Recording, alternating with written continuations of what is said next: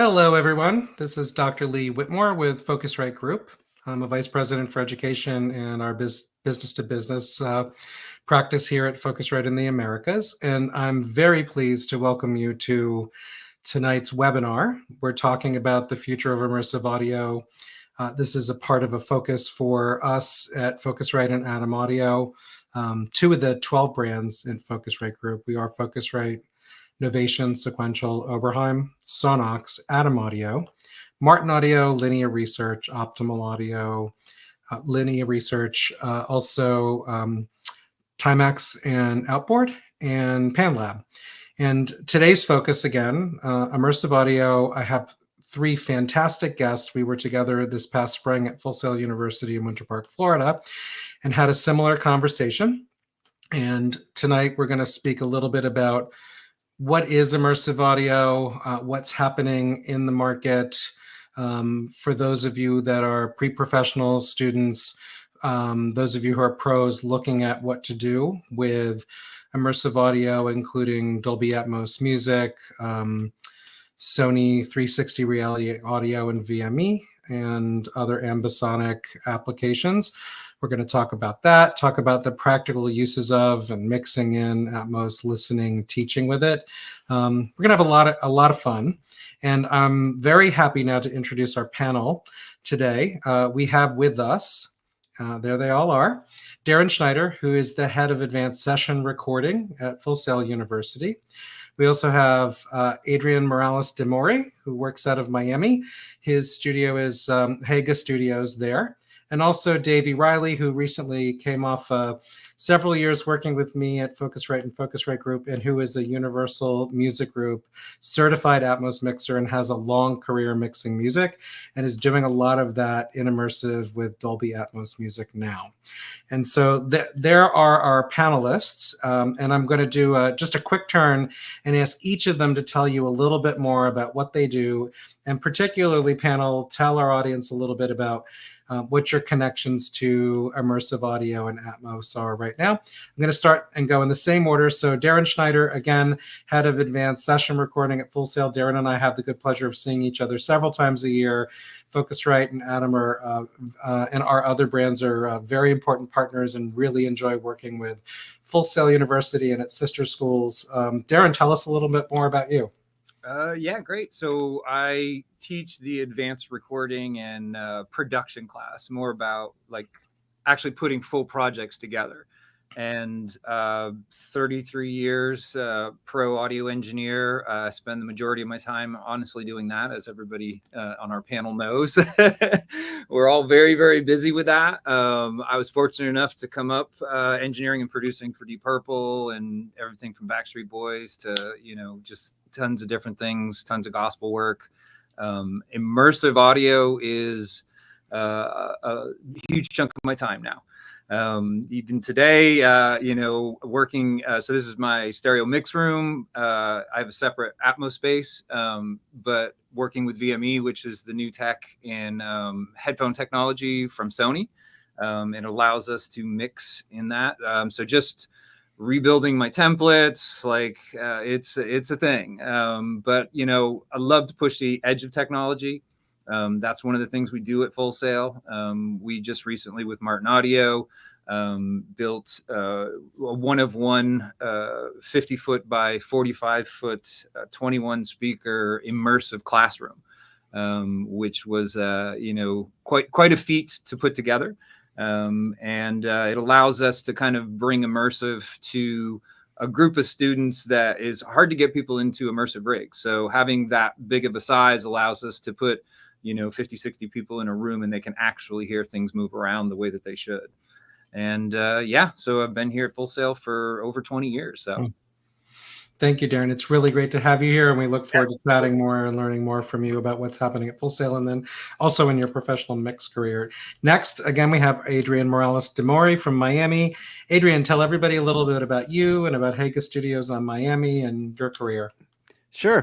Thank you again for the invite. Always a pleasure and a lot of fun. I'm originally from Venezuela. I moved to the United States over 20 years ago. And my wife and I opened our studio, Haga Studios, then. I was included into the immersive world early on because I got the opportunity to work on TV and film. So I got into quad, surround, and now Dolby. So it felt natural jumping into Dolby with an immersive with music already. And now it's being kind of like a part-time, you pretty much a full-time work here. We have to build a dedicated Dolby Atmos to keep up with the work that we were getting, and it's being a lot of fun. And it's still kind of like a learning process for a lot of our clients to understand what exactly we're doing. But once they get it, it's becoming a more of a process. Or I love seeing artists now being more involved into considering immersive audio when they're creating music. So that's kind of like one of the things that I'm excited about. Thank you, Adrian. And Davey, you and I've worked together for years now. I know some about your history and career as a mix engineer, and you've done many other things in music and audio tech. But tell the audience a little bit more about you.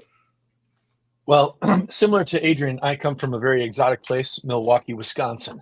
I've been making records for over 20 years. I really got into immersive actually because of Focusrite. And then to really understand it, I just built a rig and went, oh, I love this again. And it was just such a creative way to reconnect with music that it became an obsession. If I'm not working in it, I'm talking about it. So it's something that literally touches every day of my life. It's really, I hate saying game changer because that just sounds so trite, but it is such a different thing. I bet it would probably be very similar to stereo compared to mono. Like it's that different. So it's great. It's great fun. You get to reconnect with songs that you've just not really cared about for a long time. It's cool. Well, I think, thank you all. And I think Davey brought up a couple of interesting points. You know, one of the reasons that we're holding this webinar, and everyone who's attending and has registered has received an invitation to or may have downloaded a Focusrite and Atom Audio expert guide on immersive audio. Part of the conversation today is really starting off with, because while there will be several folks in the audience here today who perhaps are mixing and have listened to, immersive audio in a variety of formats. And I know it's a little bit hard to do because no one's listening to us in immersive right now. So that's a little bit of a thing. But I think a description for those who and maybe had just a modest introduction. Maybe it's from their home entertainment system, or maybe you've had a chance to sit in a room and listen, or maybe even mixed in immersive audio. There's several formats and ways to approach this. And it brings to mind when we all met, Adrian, Darren, and Davey, and I at Full Sail during the Hall of Fame celebration last year. We worked together to put up an immersive system in the live room in Darren's facility at Full Sail in the Audio Temple. That was a Martin audio system similar to the system that Darren just described. And that several days at Hall of Fame, there were dozens and hundreds of students and alums of Full Sail who came through the room. And I was consistently asking folks when I was talking to them, raise your hand if this is your first experience. And I know this is something top of mind for Darren in his role guiding and his strategic role at Full Sail. But let's just talk a little bit first about what it is. And I think there's several approaches to this. Davey, I'm going to come back to you because we just talked about this a bit at the Audio Engineering Society, the AES show, and had Tom McAndrew from Dolby Laboratories on with us in that conversation, and Mark Cummins from Atom Audio, one of our brands. But maybe start there. And then Darren, you and I just talked a little bit about Sony's VME, virtual mixing environment. And then Adrian, feel free to jump in, maybe talk about how your system is configured. But let's start with Davey, just for the audience thinking about the fact that some who are with us today may have not experienced this yet. Try to keep that in mind and just talk a little bit to like how this has evolved, this way of listening to music and creating. It's pretty magical when you get to sit in a room and you're surrounded with speakers. You've probably already heard it in some fashion. If you have a pair of these or a pair of these, there's a good chance you've heard it. Even through, if you have an Apple laptop, the laptop automatically plays some version of it. So it's a great environment in headphones, but when you get to sit in a room that actually has been fully timed, tuned, and just tweaked out, it's unbelievable what you can hear. Now, that doesn't preclude bad mixes. Some people go, "Oh, the Immersive is horrible because blah blah blah. I listened to the song and I hated it." Well, yeah, but there are bad stereo mixes, so you have to always keep that in mind. I will say, I'm going to detour for a second. There was a person at AES that actually had a shirt on that said "Immersive is a lie," and I'm here to tell you that guy was wrong. It's such a real thing. It's obviously, as Lee was saying, is on almost every TV now. If you buy a TV, you have some version of what they're doing. It may not be the full blown thing, and you may go, "Well, this isn't that impressive." Well, because it's a TV, but it does give some kind of environment that's different than just stereo. Yeah. Thank you, Davey. And also, maybe Yeah. just as an example, so you could find Atmos. There are a number of car manufacturers that support Immersive now. I have these as well, and often listen to Apple Spatial. But then we had a sort of a portable rig that we set up at the Javits in New York City last week. Tell everybody how that was put together. You helped to design that system. Yeah, I do remember that. Yeah, so it's an Atom Audio rig. The room is a little bit bigger than what the original design was for. So it had two A8Hs for the left, right. And then for the center, it was an A77 H. So that was our LCR. And then A7s all around for the rest of the surrounds and the left, right surround and the rear surrounds. And then 4 A4Vs. For people who don't know about Atmos, we're describing a 7.1.4 system. So 7 is the 7 speakers around, LCR, left, right surround, and then the 2 rear surrounds. The .1 is however many sub-channels you need. In this environment, because it was a big boxy room, there was only one sub 15 because the whole thing resonated. And then the overheads is the .4. So you can have different, just depending on how big your room is, you can have different setups. Like a 9.1.6 is adding 2 wide speakers if you're in a bigger room, so you get a better scope of the field and the angle and turn. Kind of like why when Darren was explaining his room, he's got 5 million speakers because it's not small. But you need to fill the space, and that's really what it's about. And the pop-up rig was absolutely great. It was neat to finally see that thing come to life after my time at Focusrite. It was great. Yeah, and so those were the speaker configurations, the loudspeakers, and that system. The audio interface used to drive the system is a Focusrite Red 16 line with the monitor controller, the R1. Now, there are lots of ways to put this together. This is everybody in the audience, just one example of a system that we all use. Davey and I spoke in and got to listen to music, including a mix that Davey had done along with some, this was fun, immersive podcast content and immersive audiobook content. Oliver Twist that Dolby wrote along with him. That was, having done music for Darren and Adrian, if you haven't heard it yet, wow, it's so cool. It was so the podcast was neat, but the Oliver Twist was really interesting because you really did feel like you were transported. Yeah. And Darren, Davey mentioned, the fact that the room that you just spoke about, the Martin Audio room, in fact, does have more channels and is a larger format room. Maybe talk about that a little bit, and then what would you add to Davey's comments about, what immersive audio is? Speak a little bit to Sony, and then Adrian will come in and please do draw. You can add a little bit about what you've been doing and the system that you use in your studio and how you approach it. Yeah, I think one of the things for us was, as an education institution, we didn't want to rush in to teach the format improperly. So we have gone to great lengths to make sure that, the proof's in the pudding.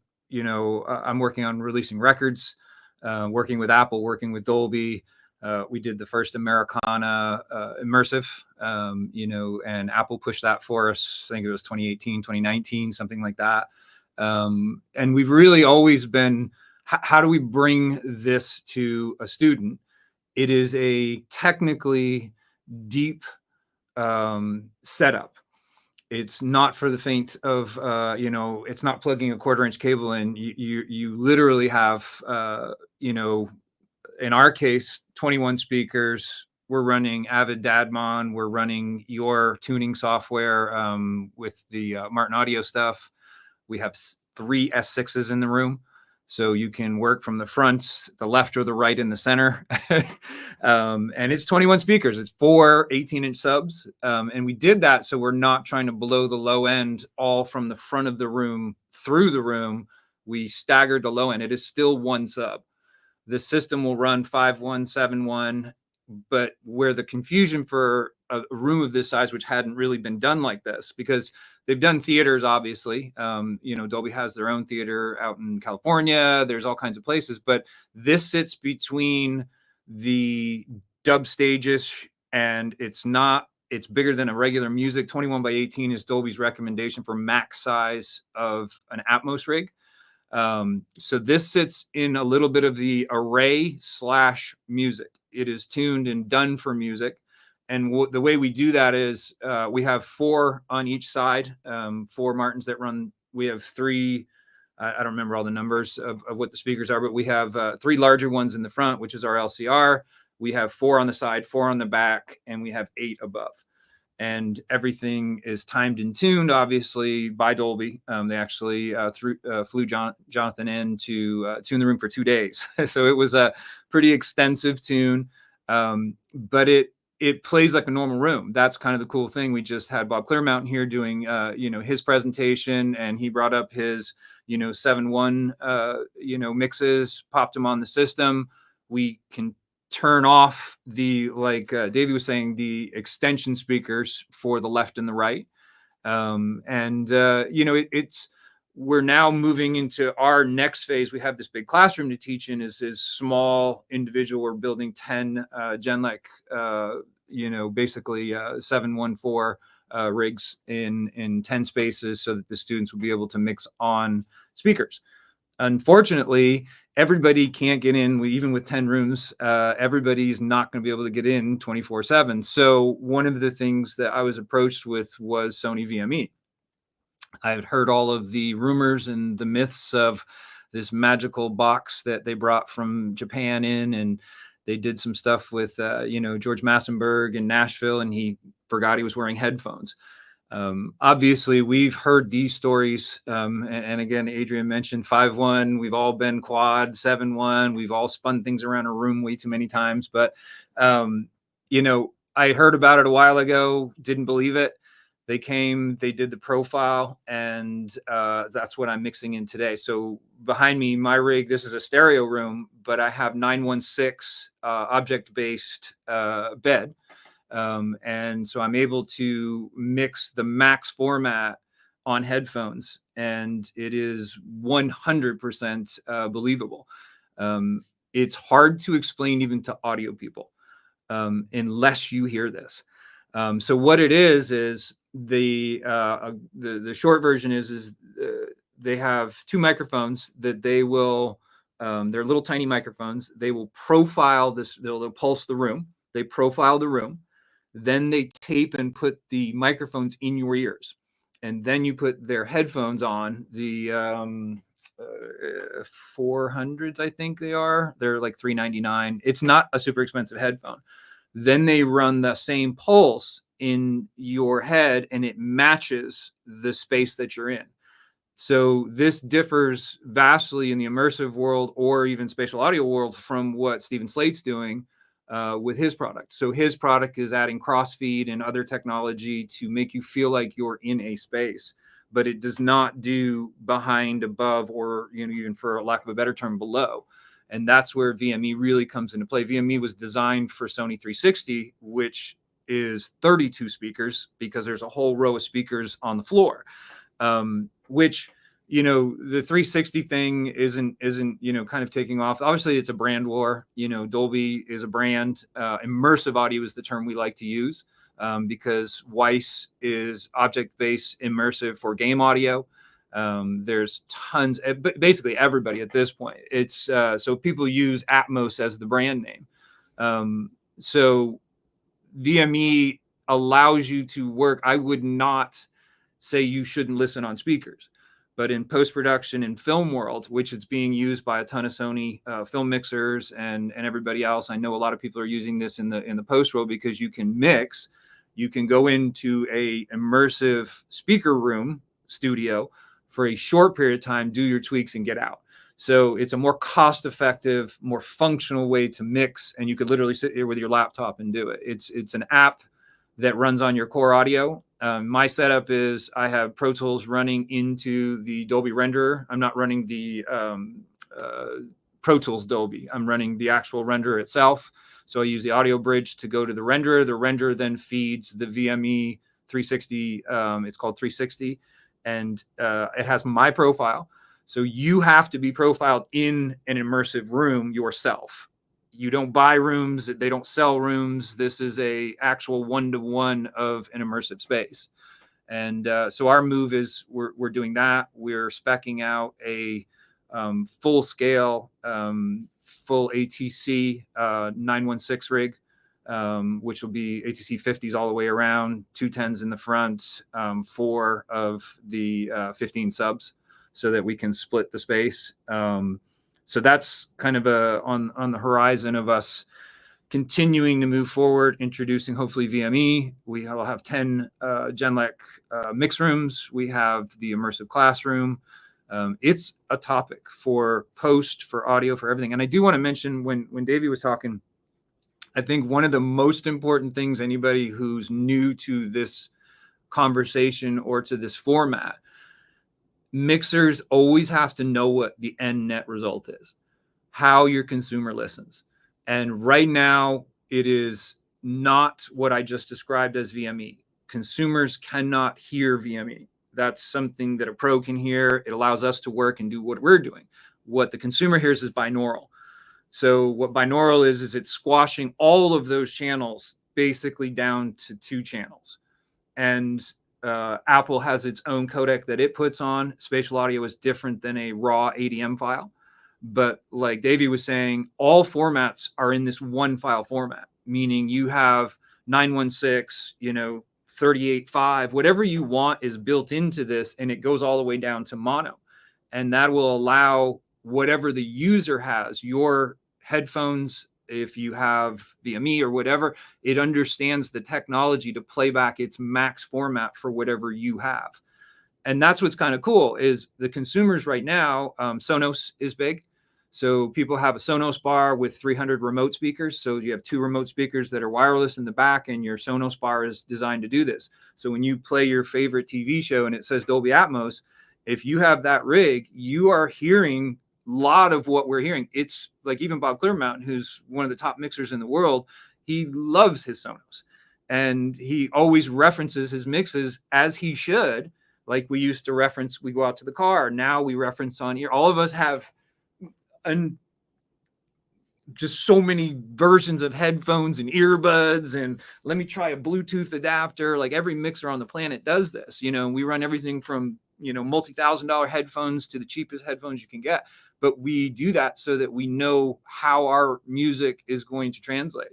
And I think Davey nailed it, that this is one of the most inspiring things as a music creator to jump into and be like, wow, this box of what you think music should have always been, you now can put audio there.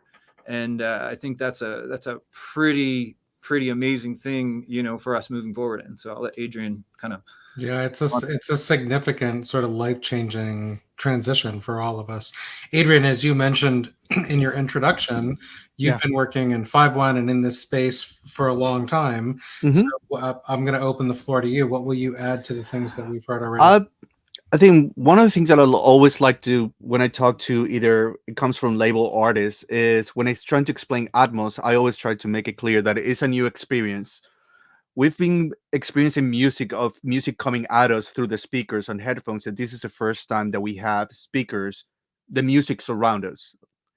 And even though we have 5.1 and people at the beginning were feeling a little bit cautious of immersive with Atmos and Sony 360, one of the things that I like to tell them is, but now technology is catching up to finally having the experience portable. Because one of the things that I've always liked to tell is just, I think part of the things that back in the day on the original with surround and all that, it was we always put the responsibility of the experience to the end user. And people don't want to listen to music with instructions. They just want to listen to music and enjoy it. And now finally it's getting there. And I remember when we talk at a Full Sail, one of the things that I wanted to always said, now that it's coming on cars, we took that responsibility completely away from the end user, and now they can enjoy it through speakers that are already there. For example, I sit on the Florida chapter for the Recording Academy. I'm the co-chair for the P&E, and we did an event at a great studio here in Miami, and we work with Dolby, and we brought in a Dolby car, and we have Dolby Studio so people can experience the whole thing. But now when they were able to enjoy it in the car, it was like, this makes sense now. This makes sense of how people are going to experience this now, that it's going to be automatically, it's going to be easy going. It's not going to be, because that's one of the things that sometimes intimidate people. It's just like, oh my God, I need all these speakers and the headphone is not the real experience. It's getting there. And it's going to be something that is coming. I remember we talked about it on Full Sail was, Davey mentioned it, now podcasts and audiobooks are coming. We've been experimenting with that for a while now, and hopefully it's going to start getting released soon now.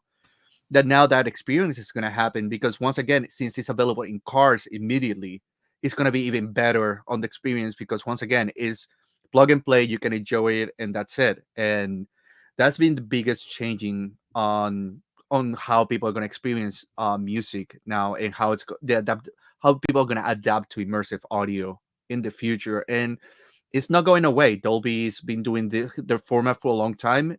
It's not going to be a fad that is going to disappear, because we have movies, we have TVs, now we have music, now we have podcasts, now we have audiobook. It's not going away. So learning and understanding immersive and getting into it and how creative it could be is really important right now, especially anybody coming into the business. Yeah, completely agree. Go ahead, Davey. I just want to jump in. It's so funny because there still are people who will say, yeah, but how long is this going to last? And you're like, what is your deal? Like, it is so embedded in technology. Go to a Best Buy, go to a Walmart, go to anywhere, and you will see Dolby written on a ton of stuff. It's just, it's pretty funny. And I also wanted to touch on something that Darren mentioned. It's sailed, hasn't it? Oh, yeah, absolutely. If you wanted to tank it, you're years behind. No, I mean, everything's been archived. Like when we went from cassette to CD, every record got archived. This is the only time in the last 25 years, or 30 years since CD, basically, that we have gone and re-archived the entire catalog of music as much as we possibly can. So this format is the format, whether people want, and even if it's bad binaural, it is here for the next 30 years, Yeah, exactly. Go ahead, Davey.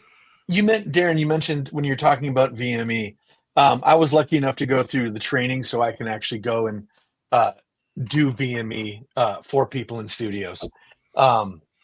It's so interesting on how, if you think about what that process is, because it's literally capturing the EQ and delay times of your ear canal. It's so incredible. And it's just, you can't put a fine enough point on it. I just wanted to try to echo what you were saying. It's wicked. It's wicked.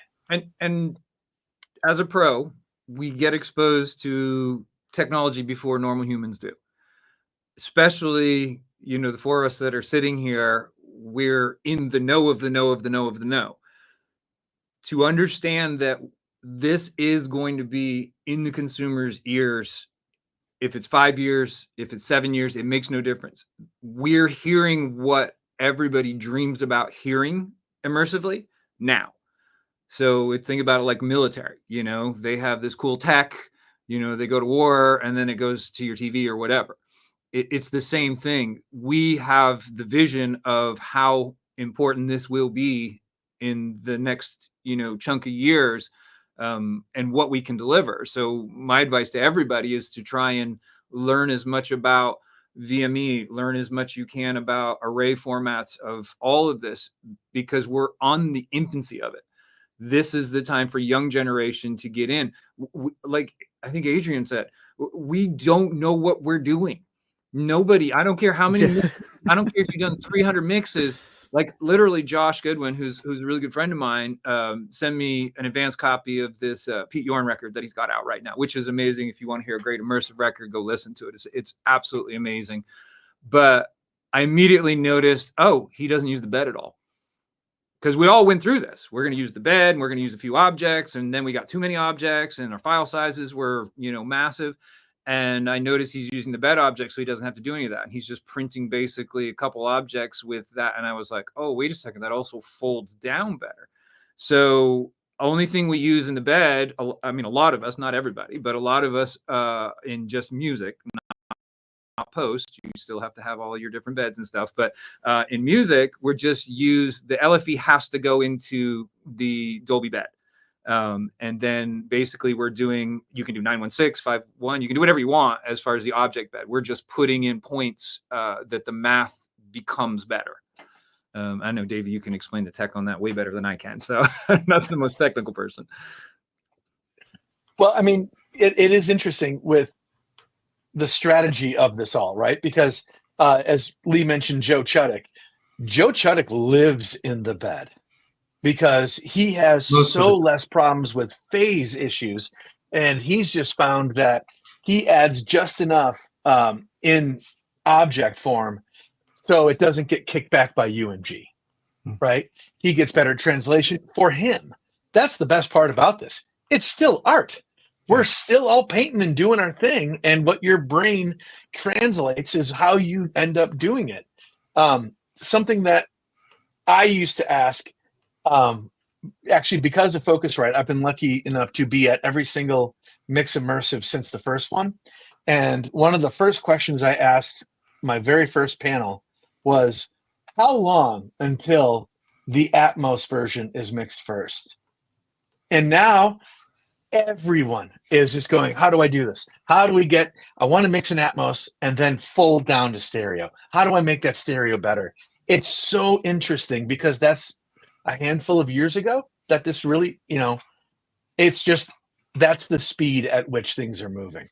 And not only thinking about stereo first or Atmos first, even on recording, people, my experience, when they come to the studio, they're already thinking, oh, this element is going to be cool on Atmos. That's last year, or maybe a year and a half ago. That wasn't even on the discussion that early. It was more of, okay, yeah, we're going to have to mix this and Atmos and get it out of the way because we have to fulfill. Now, when the artists come to the studio and they're recording their elements, they're already thinking, the producers, they're already thinking, oh, if we add this keyboard here and we have this shaker or whatever it is, they're already thinking we can do this on Atmos, and this is going to be cool because we can place it over here. And like, it's happening while they're creating the song, not even way before me even mixing it is in discussion. Yeah, I'll pick up on that. I want to reflect, Adrian, on what we did when we were at Full Sail with Darren back in the spring.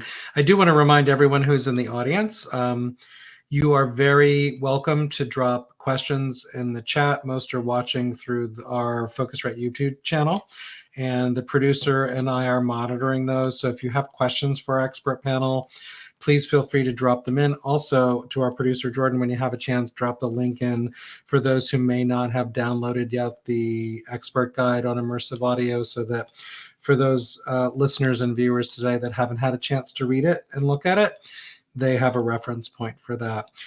Back to Adrian's comment. You know, it reminds me, and Adrian, I've told this story a few times since we were all together at Full Sail. for Hall of Fame last spring, excuse me, when you did your sessions in the room, I remember very distinctly the progression, and you might want to talk about this, and I think it'll spur a conversation that is in keeping with what we've been chatting about and the evolution of our conversation.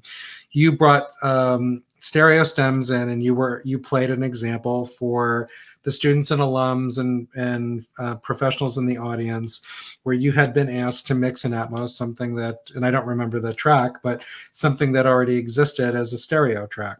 Then, and correct me if I'm wrong, you had another piece that was a small ensemble, and that was something that you had collaborated on with the artist from the beginning. So that pivot from, all right, I've received some stereo stems from something that's already in the wild that people are listening to, and I've been asked to transform this to, okay, here's something that has a modest amount of objects, and the audience was able to listen and look and ask questions about that. And then you had a pretty wild example as a third that had many, many objects. You can tell everybody how many they were. By the way, Dave, Joe Chuddock did, I know he mostly lives in the bed, but he played a track that had more than 100 objects in it when we were at AES last week. And the audience said, why'd you do that? And he said, because it worked. Which I loved, right? But Adrian, did I reflect on the, if I remember correctly, that was kind of your progression. I thought for the audience teaching and giving everyone an experience, that was a really great progression of like, here's how this is evolving. And then the emphasis around now when I go to work and collaborate with an artist, we talk about this and there can be a vision, and I'm not repurposing something. Not that there's anything wrong with this. Great Atmos mixes or immersive mixes of existing stereo content, like Darren mentioned before, is really important. And we've had a chance to go back as a profession, relook at that and remix. But now there's something new happening too that's highly collaborative. Yeah, exactly. No, that was kind of how it was. The first song was just a couple of stems, and it was kind of like how I used to get a lot of the stems at the beginning. It was like, here's a couple stems, make it Atmos, because once again, it was more to fulfill a requirement and just get it out of the way. People, it was more, let's get it done.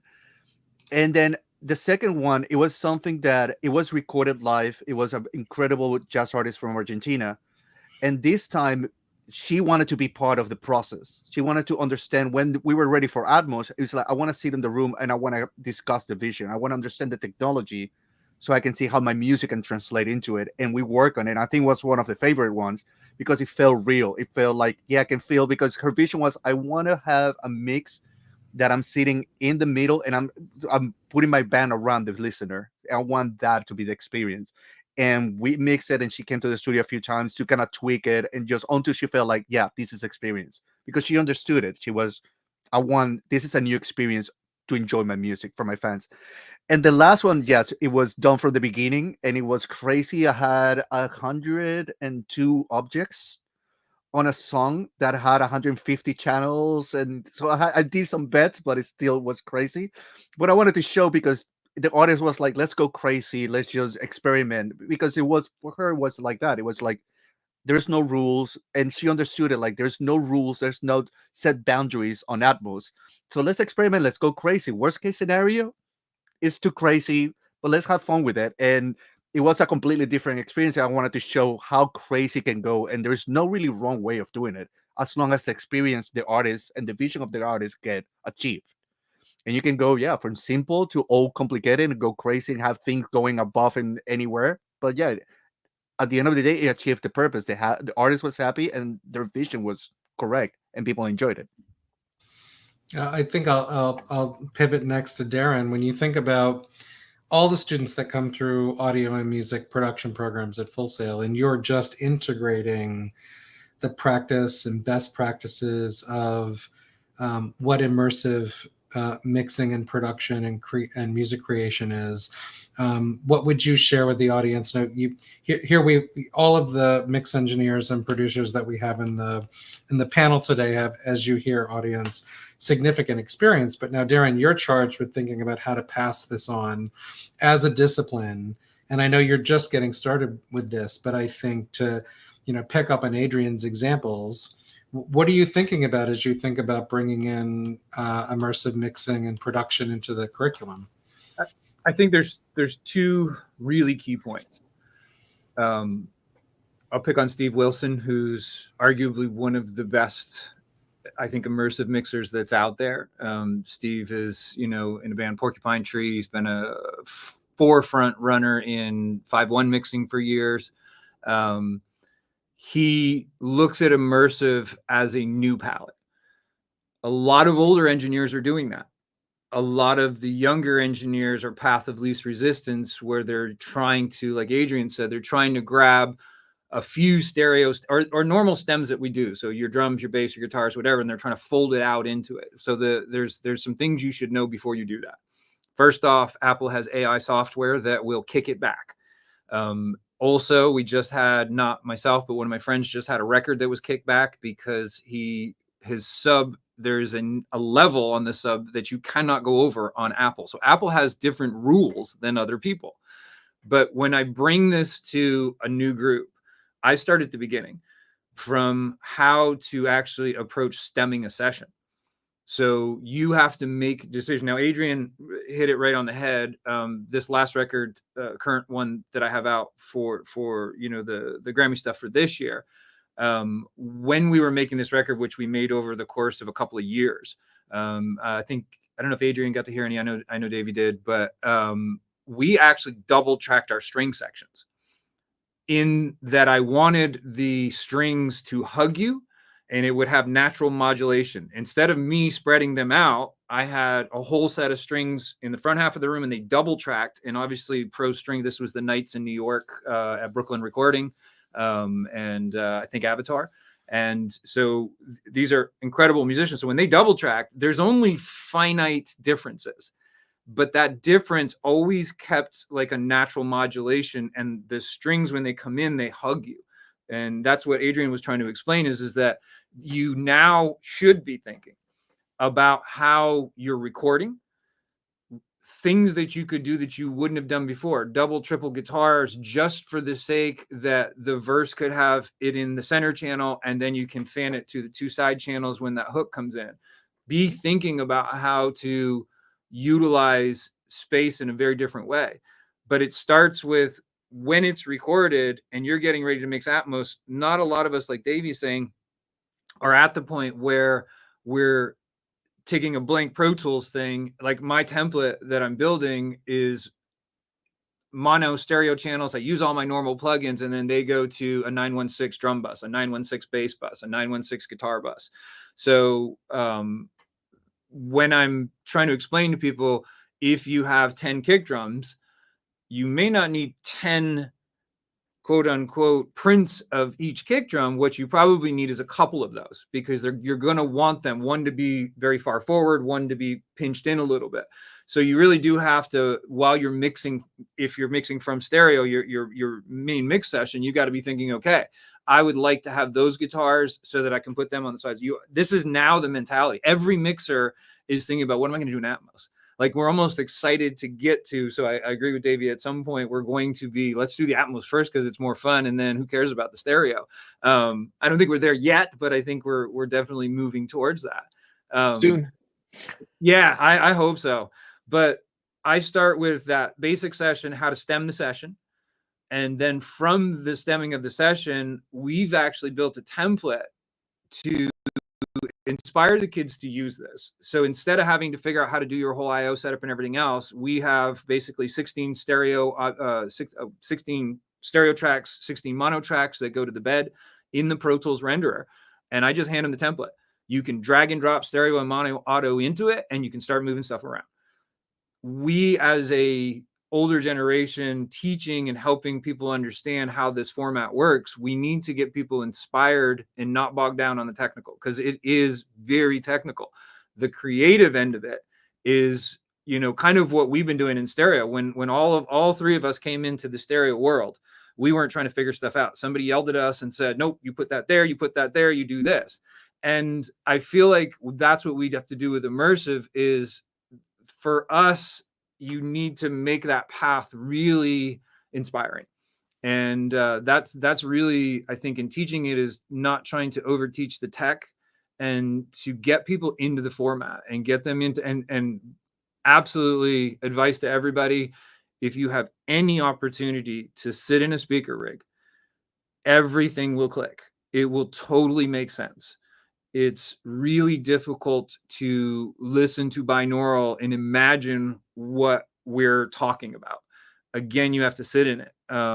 And any of these trade shows, I'm sure Sony was at, AES doing profiling or whatever. It's, again, the VME thing is just another level. But whether it's a studio in town, whether a friend, even if you listen to Apple Music on a Sonos, you're going to get the experience of, oh, wow, this is different. And I believe, as Steve Wilson does, that I love to give the listener. So most of the artists that I'm working with, I'm not taking old stereo stems and doing it.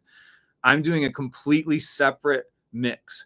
So my stereo mix and my Atmos mix, obviously, the EQs are printed and stuff like that. So they sonically are very, very close. But I want the user to listen to vinyl and have an experience, streaming, have an experience, and Atmos having experience. You should not be experiencing the same record 3 times. You should be getting something, and that's on us to put a little bit extra time in. One thing that we always hear people, bitch about in the immersive world is nobody wants to pay for it. Well, nobody believed stereo was going to be a thing either. And I guarantee you nobody wanted to pay for stereo.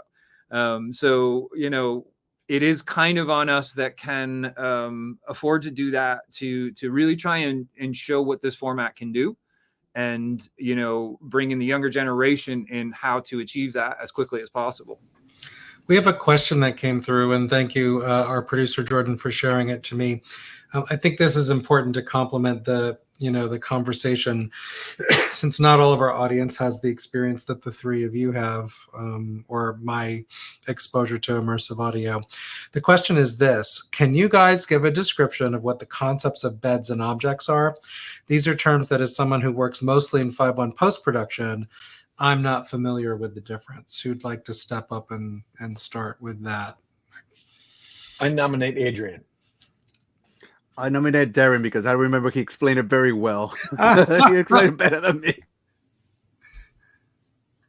Okay, so there's a lot of ways to look at how the beds and objects work. Basically, when you go, so basically you have, like, what's behind me here is I have 10 Dolby when you're using for music. Again, post is a little bit different than this, but for music, the Dolby renderer puts up 10 bed tracks, and that's your left, right, center. And depending on, like how big your system is, kind of how that will work. The bed is, think of it just like, putting everything in the house. Like Davey was saying, it's a little more phase correct. The problem with the bed is when we go to Apple Music and Immersive, you only get 2 above you. So we're losing some of the stuff we're doing in the studio, some of the trickery, if you will, of having something go pinpoint to the top left or pinpoint to the top right. And so those are kind of the things where an object is vector based, meaning that the object has a mathematical point between this speaker, it will be out of this speaker and this speaker, and the percentages are much more concise, if you will. So if we want something to just live in the space, those are things I recommend putting in the bed. So like for me, most of my drums, previous to changing my setup now, I would put all my drums in the bed. So you still have all the full panning. You can move things up and down and around, but it felt more cohesive. My overheads would always be objects. So I would take my overheads, and while they're objects, they now will always stay in that position. Where in the bed, if I have stuff up top that's in the front, it's going to push to the middle. And I don't want my overheads to do that. So if you want something to spin around the room, that's always a fancy one. And this kind of like, if you use the full Dolby renderer, there's a plugin called the Dolby Panner. The only way, and I love the Dolby Panner, all the post guys laugh at me because I think this is the coolest thing since sliced bread, because what I can do is I can rotate, I can zigzag, I can draw with a pencil, but I can put it in time with the song. So if I want it to start in the back and go to the front in 4 bars, I can just tell it to do that. I can sequence, like a step sequencer, the rotation around. But the only way you can use that plugin is if you make 2 objects, an odd even object. So that is Dolby saying, hey, I need the math to be able to do this. You can't do this in the bed. You can only do this with objects. So they both can appear to sound the same, which is the tricky thing. And this is why this is a great question, because to a lot of people, if you pan something up to the center on speakers and you put it as an object or a bed, you don't hear any difference. And you really won't until you start trying to squash it and try to go to spatial audio or other formats. I don't know if that was a good description or not, Davey. See, that's why. Yeah. See, I pointed up. No one knows that your picture is above mine right now, but yeah, I mean, it's a great way to describe it. You know, it's one way I heard it was beds feels landlocked, and I just don't disagree with that completely. But that is kind of the thought, right? Is the beds are more speaker based than the objects. I did one mix and it really sounded landlocked. It was bizarre because I was mixing with my eyes, right? I was doing the thing that you're always not supposed to do, but I'm looking at the speakers going, oh, okay, I think it's over there now. And that's a horrible thing.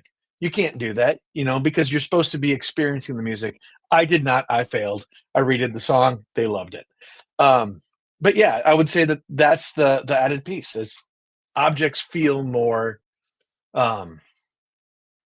free, fluid. Yeah. There's another question from the audience, and our producer Jordan, I'm going to ask you to help with this. There's a question. Can you share some studio photos of your multi-channel setups and, you know, the equipment list? How does this all come together? A couple of things. I think Jordan, our producer, if you share the link to the ProSound News story of the new room that Davey and I and the Martin Audio team worked on at Full Sail, you'll see an example of that system. There are a number of other case studies, folks, at the Focusrite and Atom Audio websites. And I'll tell you, like, I'm based in Nashville now. For those of you who are in this area, if you'd like to listen and hear anything, I mean, frankly, any market, feel free to hit me up at lead@Whitmore at Focusrite.com or FocusriteGroup.com. Happy to point you to places that you can go listen no matter what market you're in. I was in wonderful rooms last week in New York City when I was working at AES. In Florida, we've got Adrian in the community in Miami. Lots of opportunities to visit things in LA. Interestingly, I just worked in, Davey worked on this project with me. The iconic Fame recording studio in Muscle Shoals now has an Atom Audio S series 7.1.4 room that was just put in, and they're very eager to hear from folks who are interested, and we'll be doing a case study on that soon.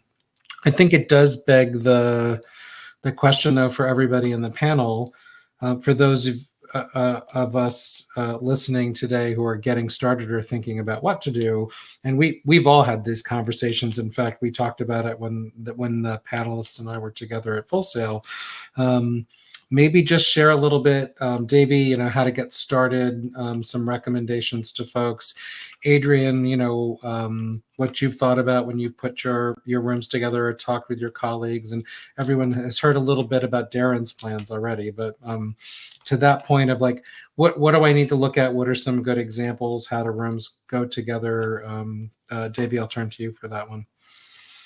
There is a magical tool on Dolby's website called the Dolby Dart, Dolby Atmos room design tool. Yeah. I finally remembered what DART stands for. You put in the dimensions of your space, and then you can go in and see what you need to do. There are people who are currently saying, well, you don't really need to do that. It's just what they suggest. It's so not true. It is important. It's one of those things of, this is how you start to learn what it would take to build something in your room. But to be fair, if you had Logic and these, you could start. You absolutely don't want to depend on that for everything, but you can start. You don't need to have a 22.8 million room. the typical room is 7.1.4. And I believe, Adrian, you have the IKs, the IK multimedia speakers, Yes, I did. right? Yep. I started with those too because I wanted to go, do I like this? Is this something I'm really gonna do without spending a ton of money? And then I went and spent a ton of money on PMCs, but neither here nor there. There's a ton of different ways to do it. Adrian, what's your experience? One of the biggest advice that I give people is, as you say, right now there's ways that you can start doing this on headphones, and as Lee mentioned, there's a lot of great facilities all over the world pretty much right now, and it's something that is starting to happening a lot with us. It started with some of our clients, and now it's becoming we're working with other mixers that's starting out, that they just start the mixes at their home with headphones and then just maybe rent a studio, Atmos studios, for an hour or two to check the experience, tune it, and go back and forth before you can figure it out if it's something worth at the beginning. Because it can become, it's a lot of speakers, of course, and it takes time and all that, but that's a good way to start. That's how a lot of people have started that I know of. It just started with headphones and then go into different Atmos room to understand and learn how they have it set up, and then figure it out what works for you. That to me, I think that's the best way to start. Yeah, and I'll go ahead, Darren, and then I have something to add. I feel like the one thing that is not communicated well to people getting into this is that this is not like buying 2 stereo speakers. If you don't have, whether it's SonarWorks, I don't remember what software you're using, Davey, but there's a bunch of different softwares, or now a lot of the new interfaces, have timing built in. And Davey mentioned that in the beginning, that if our rooms are timed, what that means is that a point, the speaker hits you at the same time. And all the speakers are run through software. And are you using SonarWorks, Adrian? Yeah, so he's using SonarWorks with the IK Media stuff. And look, there's so much great stuff. It's coming along fast, but don't go buy a bunch of speakers and set them up and think it's going to work. You need to at least have the timing. Yeah. The Dart is always working towards what Dolby spec is. And remember, Dolby is a brand. That is not the end all. There's a lot of immersive formats that don't like Dolby's spec, but Dolby spec is basically what we all kind of consider as like the norm, if you will. And when you put speakers into Dart, that's actually, we had to do it with our system. And when you look at the article, ours is probably one of the more advanced immersive systems built. So trying to figure out what we did and how many interfaces and amps and everything else is on there is a little bit crazy. But, like Davey's saying, you can buy literally a 512 system and be mixing fine. The costs are coming down vastly. IK Media and whoever it was just joined together to do one package. Lee, I don't know if I'm even supposed to say this, but I'm actually going to test some of the Atom speakers in an immersive rig because we feel like those speakers will, in a bedroom environment, sound amazing. And I do feel like as we start progressing forward, right now, to get interface, SonarWorks, a set of speakers, I think the low end is going to be around 5,000 in that neighborhood. A base Genlex system is 13,000. And then, you get into the big boy stuff and the ATC system is almost 150,000 in speakers alone. So, it is, the gamut is so big, but even having a small format, because most people that are getting into this are going to get into this. I mean, we're not trying to fool everybody, and everybody doesn't have studios. You're doing this in a, 12 by 12 room. You don't need to push massive volume, nor should you. Yeah. And, Adam's audio, even what are the A5s? The A5Bs? Man, you could still get into that. That is a killer system for a bedroom. Is it 5? Am I A7s? You guys know your numbers there. The A7Bs. So to Darren's point, he hinted at we did release as of AES a new desktop speaker everybody should check out. It's super cool, and the pair is just $300 Matt. Those are the D3Vs. They've been designed for other applications to start, but to the point of, I took a pair into Darren in Full Sail to listen to in advance of release, and they certainly have a lot of potential. And the other thing I would say is, I mentioned, and Davey spoke to it, the room that we had as Focusrite and Atom Audio at the AES show this year. I mean, that system, the portable version of that system, all in with the Thunderbolt interface and the monitor controller, is just around $25,000. Davey will remember this. We did a little show and tell in Nashville when we put a room together here in Berry Hill. And those of you who were in the Nashville market or come in, just let me know, because that room's always available to take a listen. But there was this perception early on that if you wanted to do a good sounding Atmos music room, that you had to spend $100,000 to $150,000. And interestingly, that configuration we had at AES or something similar that's portable is similar to what we have in Berry Hill, around $25,000. And I remember a campus had visited and was looking at some grant money coming in. And the conversation was, well, and what do we do with one $125,000 room? And this particular educator looked at a sheet we had in the room, then he saw $25,000 and he said, I could do 4 rooms for this. And one of the things I said to him is Davey did, and I, not only could you do 4 rooms, but then using audio over IP, Focusrite RedNet, then you could teach and have students in the room with you, some sort of video system. There's several that you could use, and have other students in primary mix position and moving in and out of that, for what folks were, just a couple of years ago thinking was the entry-level investment to get into a room. So yeah, there are lots of options from, the sub $5,000, enough to do what you need to do at home. And if you need to rent or find another space to then take that work to finish it, you can do that as well. And then there are options that are for, we say this often for, next gen pros, say Darren, students that are graduating from your program, a $25,000 system is about the cost, that's a car payment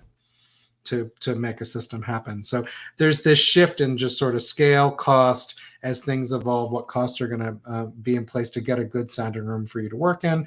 And again, to the point of the panelists, everybody, that difference between the DART is there from Dolby to guide you, but there's also a specification there for specific kinds of rooms. And you know what? You may not necessarily need to abide by all that. Talk to professionals like those that are here in the panel today to find out what's going to get you where you need to be to at least be able to functionally mix as a student, an Next Gen Pro at home, if you're going to make that happen, right? Can we mention one last thing? Of course. Again, we've said ceiling speakers. One of the things you have to worry about during entry is, how are you going to mount something to your ceiling? If you're renting, some of this is not faint of heart stuff. So, you got to make sure you get something in the wall safely so it doesn't fall on anybody. Because, if you go by the 85 dB Dolby spec, that's not quiet. So things are moving. So yeah, it's not just what you have to spend. It's also, I hope you have someone who's handy. Yeah. Well, we're just over an hour. And so what I'd like to do is just a quick closing comment from each of our panelists, and I'll thank you now, and I'll thank you again before we close. But any closing words of advice? Let's start with Darren, then Adrian, and then Davey, and then we'll say goodnight to everybody for this afternoon or for this evening. Just a couple quick minutes. Yeah, I would say be inspired by the ability to do something that hasn't been done. When I got in the business, we were hard pressed to outdo the stereo guys that have been doing it for 30 years. We're all on the same playing field now, and it's a really cool thing to be on the cutting edge of a technology that we'll look back at 10 years from now, and we'll be those people saying, I remember when we had stereo. We don't even really reference in mono anymore. So, evolution is here. Embrace it. I would have to echo what Davey said and Adrian said. This is not going away. It is here to stay. always remember what the consumer is going to hear now. We talked a lot about future stuff. We talked about where we would love to be, but right now, Apple Music is binaural unless you're on speakers. So you always have to, and that's a whole nother hour-long conversation about binaural and binaural settings. And I just got burned on some binaural settings that I didn't realize how that was going to translate, because Apple, Tidal, and Amazon all present a slight bit different. And I had my binaural settings in what I thought was a safe zone, and I had a singular vocal dead smack in the middle, dry. And when it played with the binaural settings, it was no longer dry. It had a little echo to it. So yes, that actually happened on a record, and I didn't find out until after it was released. So like I said, we're learning. Mm-hmm. We're all learning every day. We're changing what we do. You guys are not alone in getting into this. We're getting into this. But it's definitely an investment. So yeah, have fun with it. Thank you, Darren. Adrian, any closing? Something, kind of piggybacking on Darren is, I always like to say we are in the process of how Atmos is going to be, or Immersive is going to be in music. Is a baby, is in diapers, so we're going to be on the growing pains. So yeah, it's going to cry. We're going to have to change some diapers. But this is such an exciting moment to be at the beginning of a new format that it can be molded by not only whoever is already on it, like us, but also especially for the new people coming in. Then now they can get to experiment and expand the possibilities of the technology well beyond of where we are right now. So be curious on it. We are in a career that is a never-ending process of learning. And now with this technology, I think it's going to get even more excited. So that would be it. Thank you, Adrian. Davey, to bring us home. I love how you said change some diapers instead of the bed. Yeah, honestly, the last things I want to say is let's not ignore the technology, fall in love with the music. This is something that is so beautiful, and you can hear things you've never heard, and you've heard the song a million times. And then all of a sudden you're like, what is that guitar? What is that guitar? And you're blown away. There's so many layers to it. It's about passion and bringing all of that back. That's what this can do for music. It'll expose people to different genres because it plays different in this environment. It's really just a passionate thing. So absolutely, I would just go listen to it and enjoy it for what it is, because it is art at the end of it. Yeah. Thank you all from Focusrite Group, from Focusrite, from Atom Audio. Thank you, Darren. Thank you, Davey. Thank you, Adrian. Love working with you guys. It's great to have you all here again, having seen you back in the spring at Full Sail. Look forward to the next time. And to our audience, any questions you have, you know how to get in touch with us. Thank you for registering for this event and attending. And remember, there's the expert guide on immersive audio. If you haven't downloaded it, please do. And there are others in the series. We're just about to republish our audio over IP expert guide as well. So until the next time, you'll be emailed if you're on our list about the next events that are coming up. There will be more. Thanks, everybody. And everyone have a great afternoon and evening. Thanks for spending an hour of your time with us. Take care.